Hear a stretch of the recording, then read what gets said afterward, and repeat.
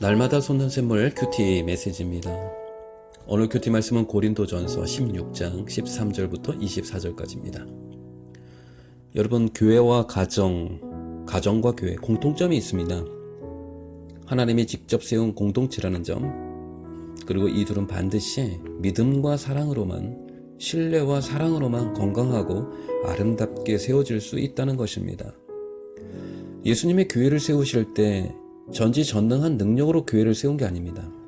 십자가에서 자신의 몸을 찢고 온몸의 피를 쏟음으로 사랑과 희생으로 세워진 것이 바로 교회입니다.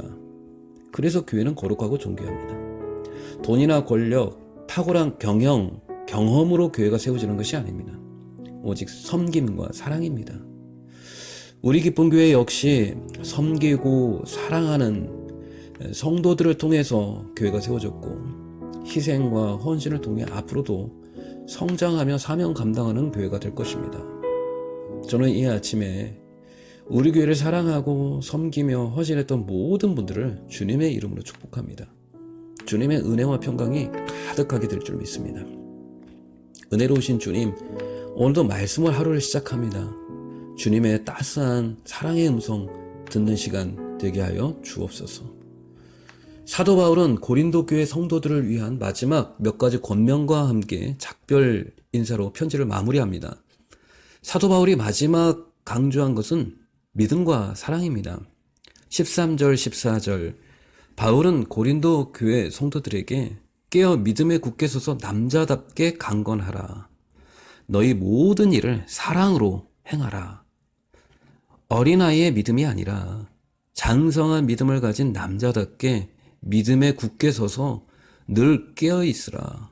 그리고 무슨 일을 하든지, 교회 사역을 하든지, 직장에서 일하든지, 집안일을 하든지 너희 모든 일을 사랑으로 행하라고 권면합니다. 결국 사도 바울이 마지막으로 강조한 것은 무엇입니까? 믿음과 사랑입니다. 믿음을 지키고 사랑을 실천하라. 적용 질문 드리겠습니다. 믿음은 자라야 하며 사랑을 실천함으로 온전해집니다.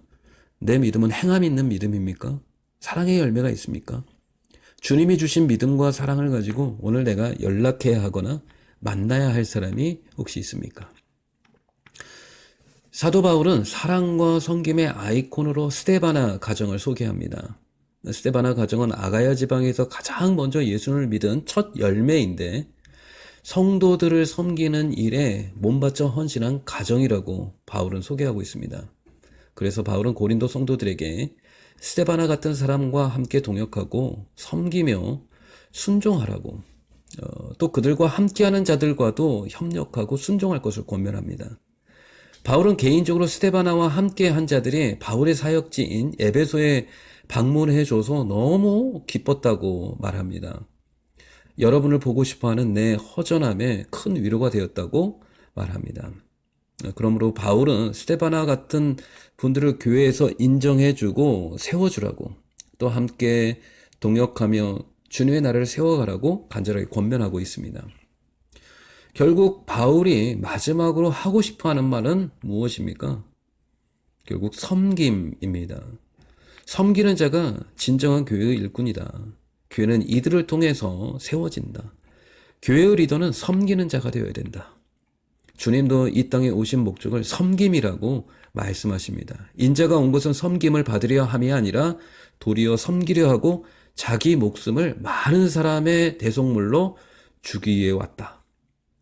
또한 제자들이 예수님께 질문을 합니다. 예수님, 천국에서는 과연 누가 큰 자입니까? 주님은 답변하십니다.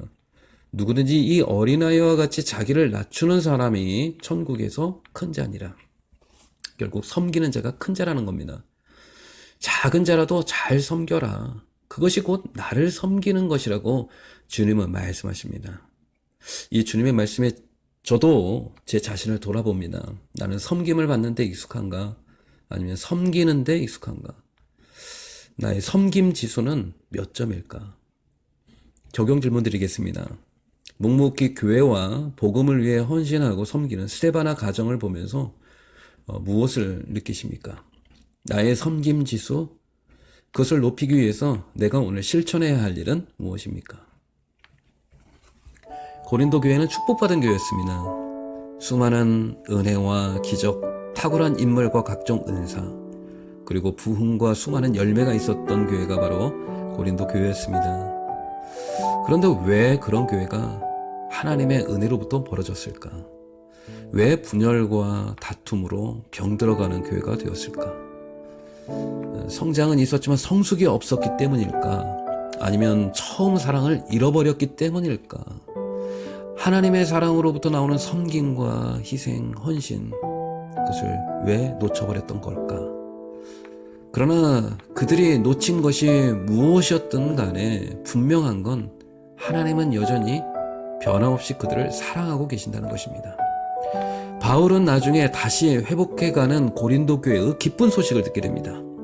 혼돈과 갈등으로 병들어가던 그 교회 속으로 깊이 파고 들어갔던 바울의 편지는 마치 항생제처럼 교회를 치유하고 회복하는 능력이 된 것이죠. 저는 여기에서 하나님의 말씀의 위력과 능력을 느끼게 됩니다. 믿음의 사람, 성령의 사람, 편지 한 통, 그 말씀이 그 교회를 살리게 된 것입니다. 사랑이 담긴 말 한마디, 우리의 눈물의 기도, 간절한 기도가 교회와 성도를 새롭게 세우며 회복해 하는 하나님의 능력이 될 것입니다.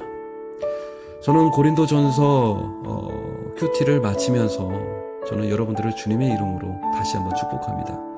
주 예수 그리스도의 은혜와 여러분을 향한 저의 축복의 기도가 멈추지 않고 계속해서 흘러가기를 주님의 이름으로 축복합니다. 은혜가 풍성하신 하나님, 모든 은사 중에 더욱 큰 은사를 사모하라. 아무리 놀랄 만한 사역과 능력 열매가 많아도 사랑이 없으면 나는 아무것도 아니고 나는 아무 유익이 없다고 말했던 바울의 고백, 그 고백이 내 평생의 고백이 되게 하여 주옵소서. 우리들의 사랑과 섬김을 통해 복음이 곳곳에서 계속해서 흘러가기를 원합니다. 주님이 내게 맡겨주신 삶의 자리에서 맡겨주신 영혼을 끝까지 사랑하며 끝까지 섬기며 끝까지 기도하는 자로 살기를 원하오니 주님, 오늘도 내게 성령을 충만하도록 부어 주시옵소서. 예수님의 이름으로 기도드립니다. 아멘.